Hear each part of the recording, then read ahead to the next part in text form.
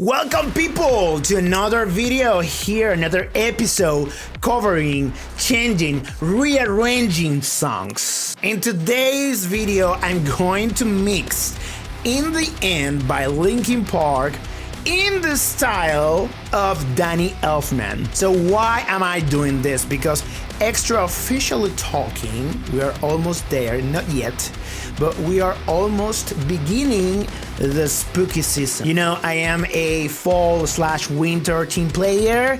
If you belong to the summer team, get out of here. Get out of here right now. I'm just joking. Stay over here. Watch the whole video, please. Now, in case you don't know who Danny Elfman is, let me tell you that you have been living in a cave. But I'm just gonna mention it just in case. Besides composing one of the most popular soundtracks ever, which are The Simpsons, Danny Elfman is basically Tim Burton's composer. So basically any dark/Halloween movie that you have been watching for the last 30 years, he probably composed the music for that. And he composed one of the most famous soundtracks ever for Halloween, which is the soundtrack of The Nightmare Before Christmas. But I'm gonna show you another of his soundtracks, which I'm going to take as an inspiration for the orchestration of this weird mix. You know, that kind of music that is basically some kind of signature in every Tim Burton's movie. And I'm going to actually use one single movie as an inspiration to create this orchestral dark environment inside of In the End. And the movie that I'm going to use is this one right here, Edward Scissorhands. So I'm gonna show you just the orchestration just as an inspiration for In the End.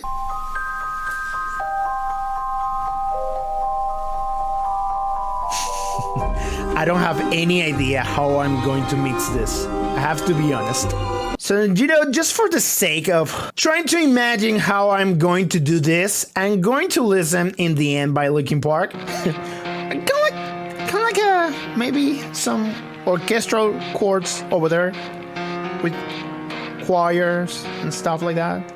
It starts with... Alright, so we already started arranging this, and I wanted to show you the program, the app that I use, just to show you a little bit more what I do behind the scenes, right? So what I do sometimes is like I go directly to the Cubase and I record the MIDI right there. Remember, this is just with samples. Sometimes I just look for the MIDI for the Guitar Pro. This is the app that I use, and I modify it in the app.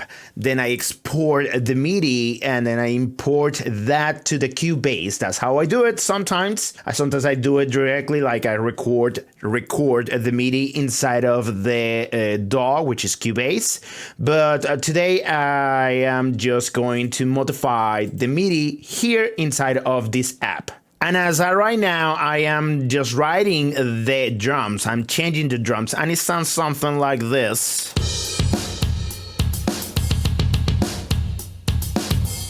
So you can already see that I changed it with the bass. I left like the bass, pretty much everything. Love that.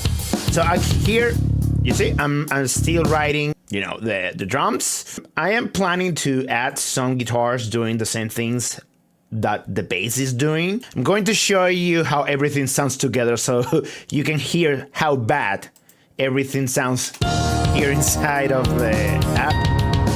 I hate the sound of those strings. Alright, so let's gonna save some time and just copy paste on here. Okay, so I remember what I wanted to do right here. I'm just going to take off this crash, put the hi-hat right there, put it forte. Alright, I think I found it. It's gonna be with the crashes right here.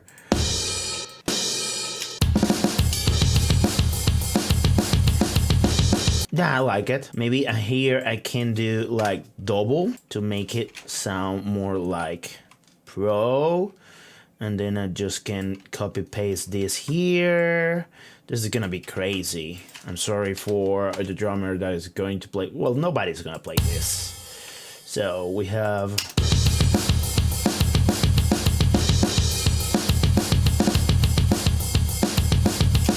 Okay, I like it, but I think we can add more. Yes, we can make it better.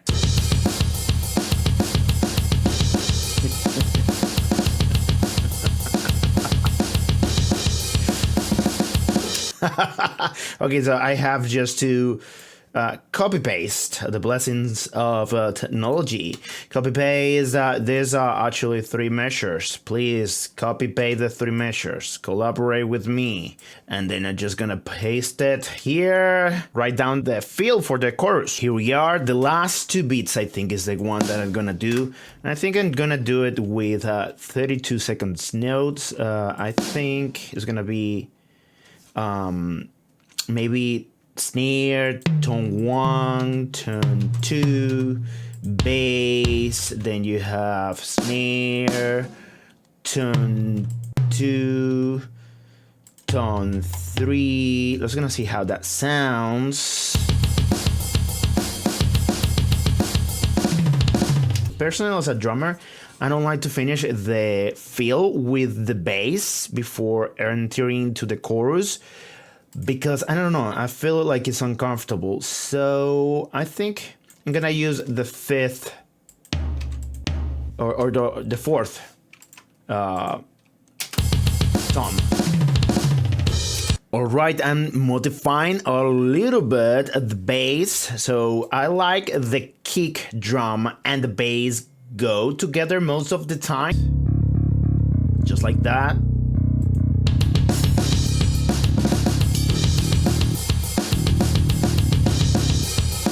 I'm just going to copy paste this for the guitar, because I copy pasted, right? A bass line is gonna give me the bass clefs. What I'm going to do actually is I'm gonna transpose this 1 octave above, and I have to go through the annoying process of writing the power chords to just mute that later.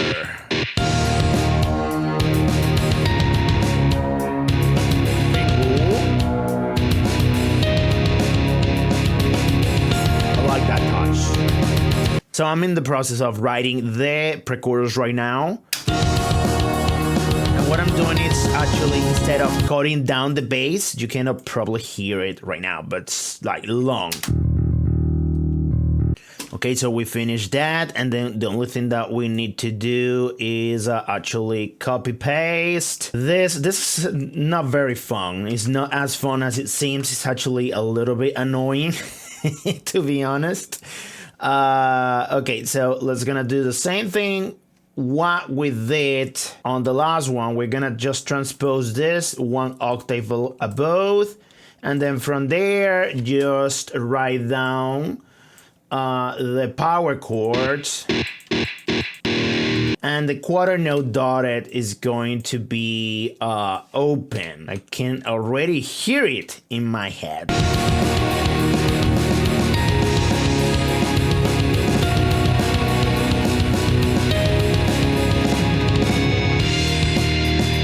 I need to open these hi-hats, but I think it's already starting to sound better. You see, better organized. You know, I hate when the people do these kind of things. It's so obvious, like, why you do these rests over here? It's so easy to write down. And then I have people commenting that my, well, not everybody. I'm not having too many comments right now, but saying stuff like, oh, your remix is so bad, you don't know shit about music, shut up. So after my hateful moment, I'm just writing down here, and I think I'm gonna write down a feel right here. Okay, so just a 16th note.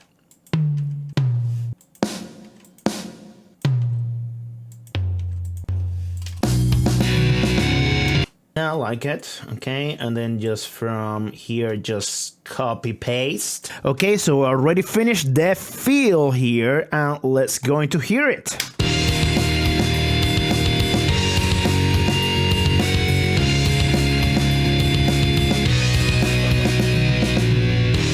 And that's how we finish. So we just need to export this with MIDI and import it in the Cubase. So let's go. All right, guys. So the next step is just to import what I did on the Guitar Pro app and import it here as a MIDI. So I exported that as a MIDI and I will import it. But what I will do here, you can see that I have some projects here for the Cubase. And what I will do here is that I'm just gonna open Closer from my last video, and I'm just going to delete all the MIDI I have there, and I'm going to basically change it for the new MIDI for today's video, which is basically, the In the End Danny style. All right, so here we are, and then I'm just going to create a new copy. Save as, and I'm gonna put it right here, not as Closer. It's gonna be In the End Danny style. Alright, so I have all these beautiful colors, and then I'm just going to erase everything right here. Goodbye. Now let's go into import the MIDI. So here we are. Here I have what I wrote, and here with this bass, what I'm going to do is actually write the orchestra here in the DAW. All I have to do right now is change each thing to the channels I had before. Like the bass goes to the bass, and I'm just gonna open it here to the beginning so you can change, to the places they belong. Here's the guitar.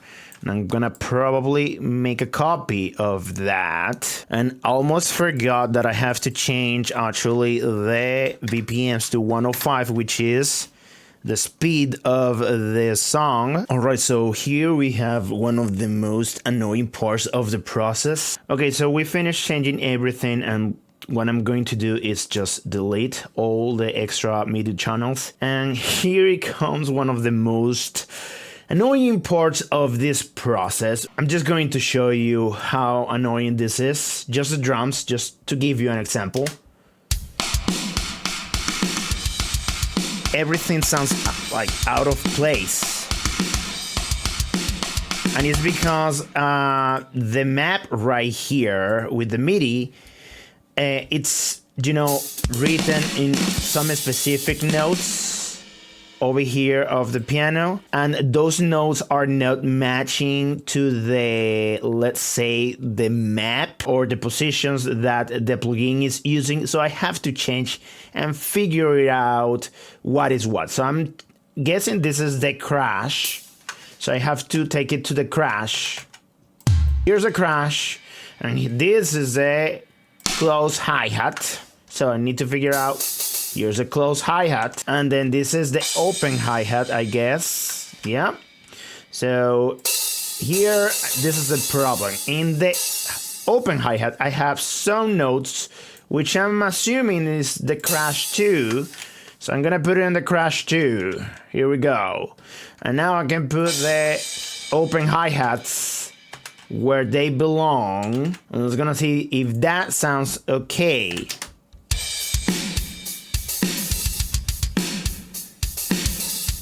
Then I have to select all the hi-hats just to make sure that I'm gonna level the dynamics. So after this, I just have to go to the toms, move this to the toms, right, and this is a tom 2, tom 3. Like it. Now it sounds more like a drum. But this process for me, sometimes I enjoy it. Most of the time, it's like, I think it's a little bit annoying. Here we have another case with the bass. I should have the bass right here, but if I hit play, nothing is happening. That's because the bass is written on an octave that the plugin is not recognizing. You see? So I have to take this and get it, I don't know, 2 octaves above, maybe? And another thing is the dynamics. And I think I have to change the effect because that sounds pretty bad. And maybe I think it's being played with fingers. I cannot tell because on the past song I tried to make something really smooth. Yes, with fingers. So we will have to select the pick right here. And I want a different, actually, like a more metal thing here. Another bass with the pick. And let's gonna hear how that sounds. A little bit better. But I have to change the effect. Now we have the guitars, and the guitars is going to be another thing.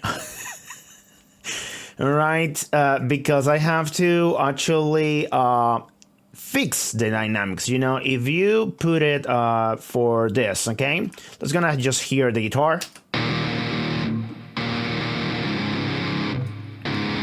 It sounds nice, but I want that muted. So if I put it soft, that's gonna do the muting thing. So I have to change the dynamics of everything here. Put it bigger and then take it down. So I can have the muting of the guitar. And then I have to remember what I did, which ones are open and which ones are muted. Alright, so all done with the guitar. I have the muted stuff, I have the open stuff.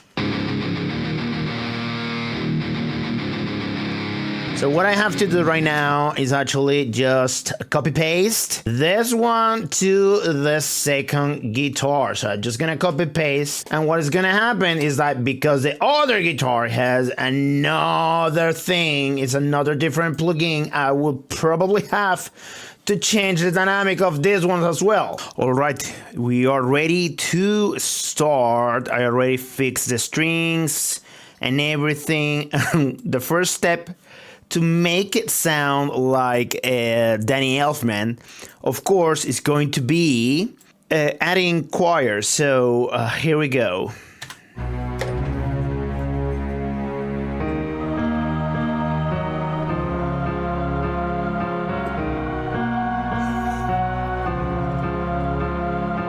The second step to make it sound kind of like spooky and Danny-ish, Elfman-ish, I don't know what I'm talking about, is of course adding the Glock.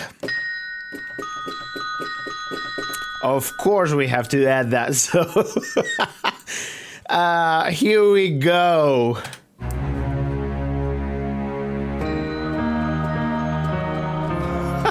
I can't tell him. Second try.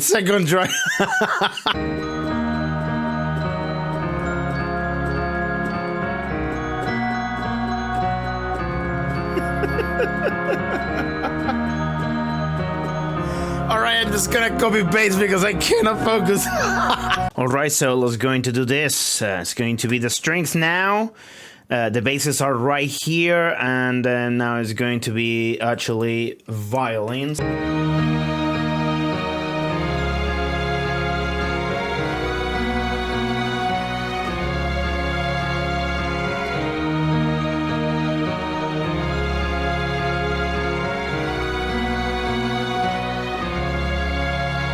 Alright, so we just need to quantize this a little bit, and then what I wanted to do right here actually on the same line of the violins is something really similar to the Glock.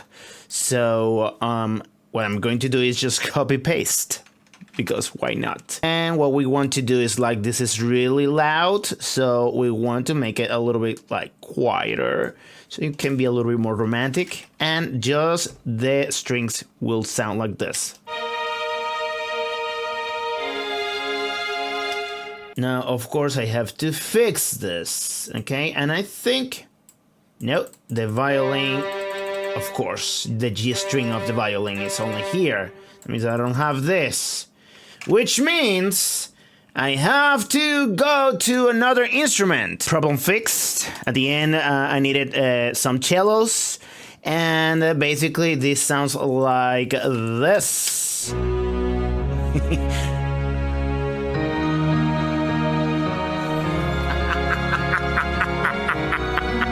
Oh my god, I love it. It needs a little bit of equalization, but I think it's good for an intro. So that was very good, but we shall add more. Yes, always add more.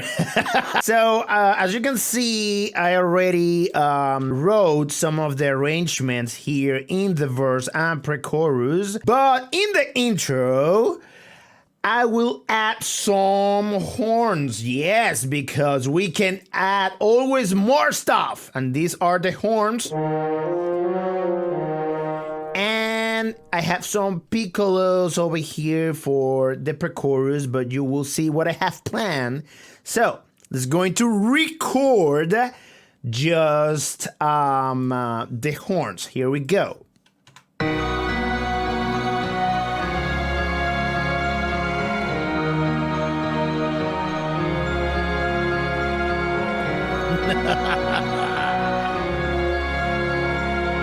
Gonna stop right there because I don't want to spoil anything. Let me show you just the bang here in the verse, okay? This is what I wrote in the Guitar Pro thing.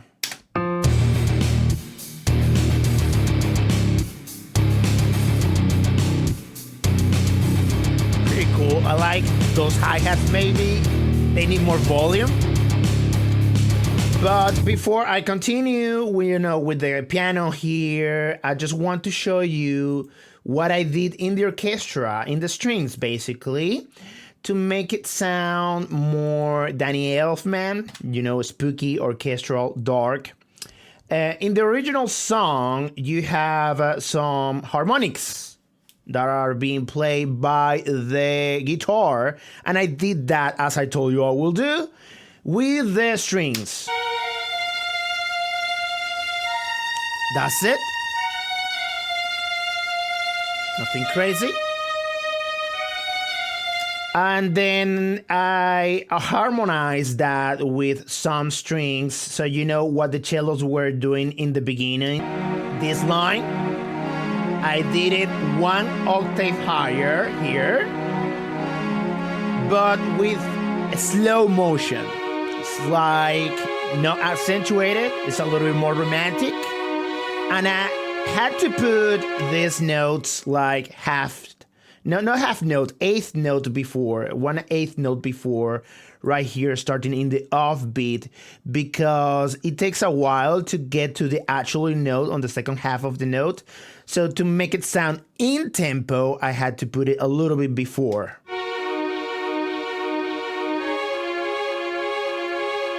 And now with the violins, now here it's a little bit more accentuated, and that's with the piano.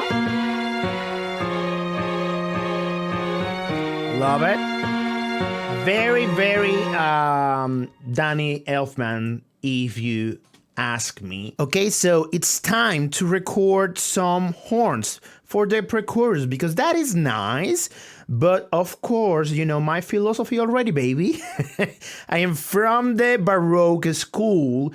We can add more, yes, and we shall add more. So let's go into record some horns for the pre-chorus. Here we go.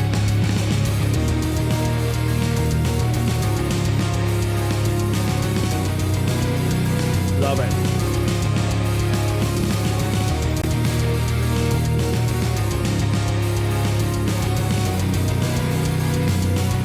It's gonna continue.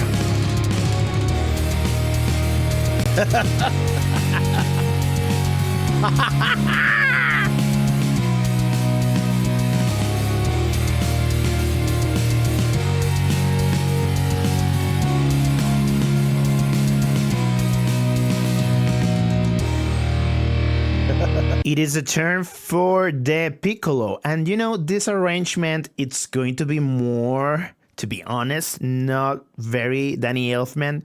It's going to be more related to Nightwish, maybe. So you will see what I'm talking about. I'm talking about here about the piccolos, of course. So here we go. Here he comes.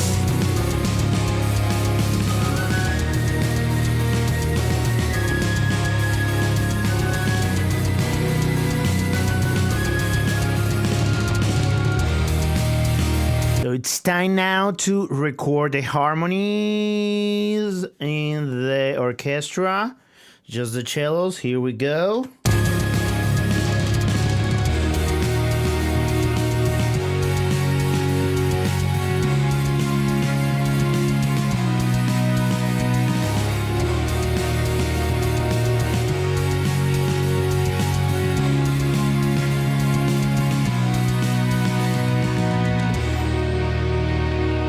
It is the turn for the choirs. What I'm going to do here, I'm just going to do the same line that the horn and the strings are doing. So here we go.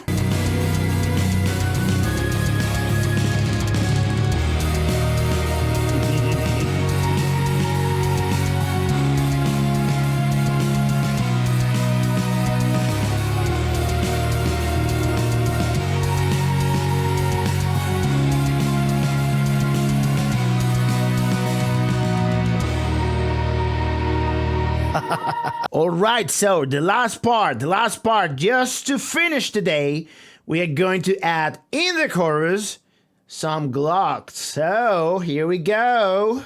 See what happens.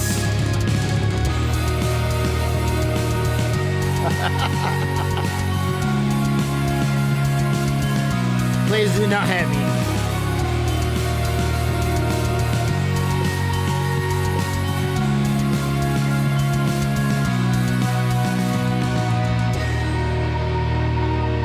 Pretty cool. All right, that was it for today, my friends. If you like this video, this Danny Elfman version of In the End, please give me a comment right there. If you want a second part, please let me know. Maybe I will do the full song here. Please support me. Just click down there, the subscribe button.